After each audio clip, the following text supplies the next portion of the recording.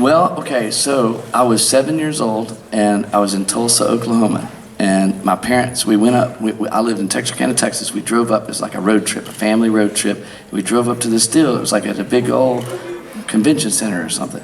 And so they went to the big church, and they dropped me off at the children's church. And my parents were both like very devout in their faith. But my dad is like, he was very intent on making sure that I did not make a public profession of faith until I understood what was going on. And it was kind of the fear of God he put inside of me about that particular issue. And so then he drops me off at the children's church, and there's this guy up there, and he has a purple puppet named Eugene. And so he's talking to Eugene, and he asks Eugene, do you want Jesus to come into your heart? And and Eugene bizarrely said yes. And I was like, I want what Eugene has. And so I too made a public profession of faith, and you know, went down with me and my friends. And so here's the deal. So that was all great. We had a great time during that portion of the evening. But then I got in the car on the ride back to the hotel, and I was incredibly nervous because I was scared that my dad would be mad at me that I asked Jesus into my heart. And so I start crying in the back seat. My mom says, "Why are you crying, David?" And I go, "I'm so sorry. I'm so very sorry I asked Jesus into my heart tonight." So I feel like I made my first public profession of faith under duress, at risk of my life and limb for my father. And so that was at 7 years old in Tulsa, Oklahoma. Do not underestimate the power of puppetry. That's what I'm saying. Good question, though.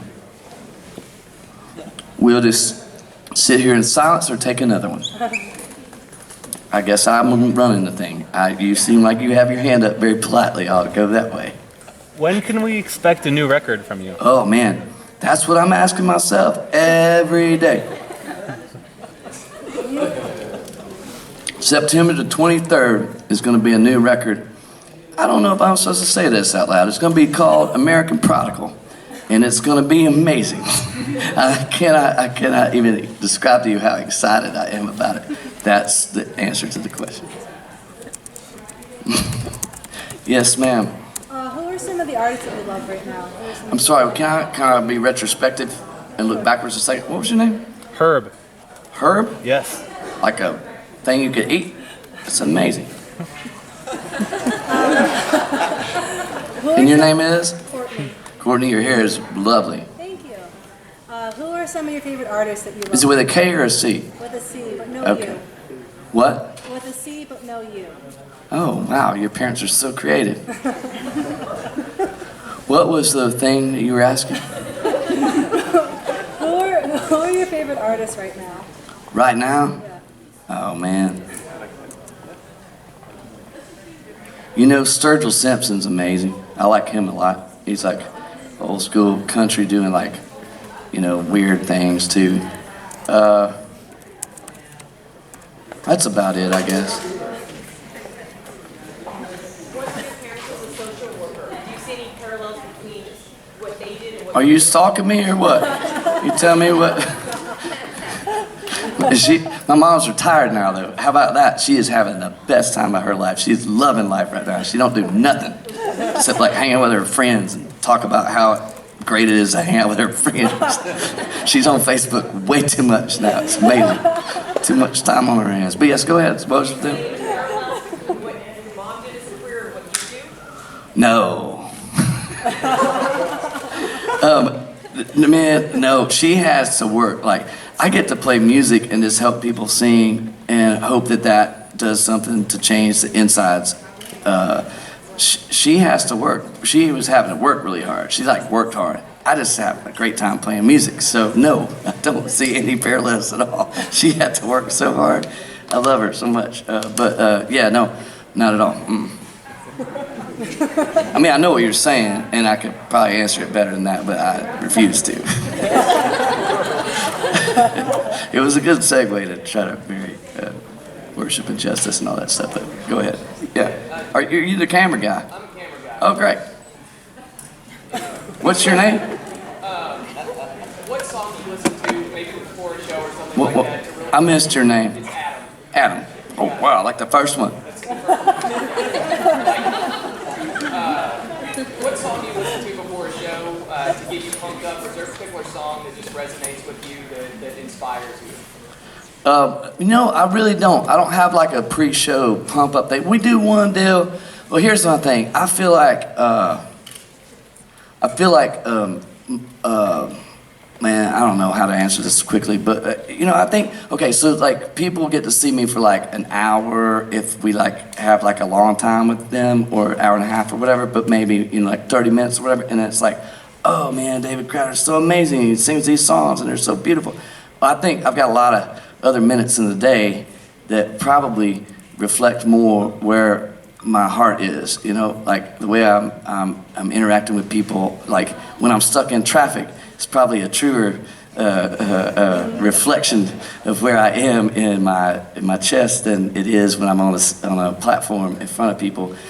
So I try to be the same over there as I am over here, And so I don't have like a big pump up like, okay, I got to get in the headspace. I try to make sure that that the line's really blurry for me, because I think authenticity beats everything else all the time. If I can give people what's in my chest for real, then it's like way better than if I like am something over there and something over here. I think it's like I'm like me, and then I sing for a little bit, and then I go back to being, everything else. It should be fluid. So I know, but if I were to have to answer, it'd be like AC/DC, Back in Black, or something like that. That's just to like make my mom mad when she reads this. For real, that's the truth. She gonna read that and be like, oh man. Hey, let me tell you this. So I convinced my dad, because we couldn't listen to secular music in my house. It was like banned. And so I convinced my dad that Queen was a Christian band, right? And so he was our soccer coach, our football coach, soccer coach. And so he would bring like the jam box to the field when we practiced, and he'd play Another One Bites the Dust every time. And then if we'd win a game, we'd go to the pizza house, he'd hit on the jukebox, he'd hit Another One Bites the Dust and be like, we're amazing, and hit it. And then, or if we lost, he'd like, hey, we got 'em next time, Another One Bites the Dust, it's like our deal. Well then, one Sunday evening, a traveling evangelist was coming through town speaking the ills of secular music, how it's warping the minds of the young children today. And would you know that the first song he played to give example of this is Another One Bites the Dust? And so there I am sitting next to my father in Sunday and night, and it goes on and on and on and on, and the guy's praying, and I'm like, man, please keep praying. Either Jesus, you come back. It's the hardest I've ever prayed in my life. Jesus, come back tonight, or like, don't ever stop praying. Let's just pray all night, you know what I mean? And then here's what happened though. Like the third song he played was AC/DC, Back in Black, and I was like, that's a great band. I found AC/DC that night. It was great. It's amazing. Lord works in mysterious ways, I promise that. One more question, because I've got to do things. Where was your country bling out there on the Matthew? Where was my what? All your country duds out there with at the beginning of the show, and Jeremy and... I don't know, was that like, I don't know, man, my mind got blown. I laughed really hard though, like, that Matthew West is funny, is he not? Man, I'm telling you what, I just want to like move into his house and like live with him for a little while or something, See if he's that funny all the time. Did you see that Tomlin... You're still asking questions, what? Did you see the Crowder Tomlin? I did, I was sitting next to Tomlin, and we got totally confused as to who was who. We were like, I don't know who's who right now. I started singing all the Tomlin greatest, like famous one and stuff. How great is it? Mm-hmm. Oh, I do completely. I will. That's brilliant. What's your name, man? What's your name? Chris. Okay. All right. No. Okay. I'm gonna answer this one for real. Okay. No. Here's the deal. No. So think about this. I'm supposed to go work for my dad, who owns an insurance agency, and I'm gonna take that thing over. That was like written down. It's like done. Crowder Insurance goes on, because I'm gonna carry. I was giving car insurance quotes at like age 11. I loved it. It was amazing, But here's the thing. When I wound up into this, as a part of the church start, and I was on staff at the church for 16 years in Waco, Texas. I was at Baylor University on staff at this church. And man, the whole time I'm trying to think, what's the difference between me and my father?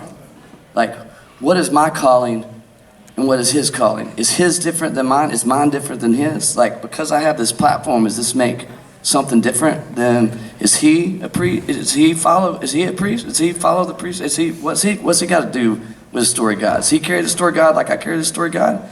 And that's changed everything for me. I think this place right here is like, it's weird, man. You know when the children of Israel, the only tribe that did not, the whole story of exile to promised land, the only tribe that did not get to own property when they got to the promised land after all that time were the Levites, the people.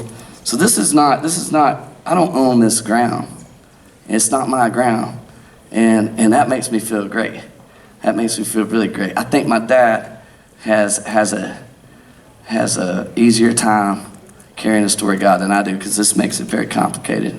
I treat this space very sacredly in a way that's loose and open-handed. So anyway, hey, we've had a great talk. I really enjoy this. This is wonderful. We should hang out more often. All right, thank you guys.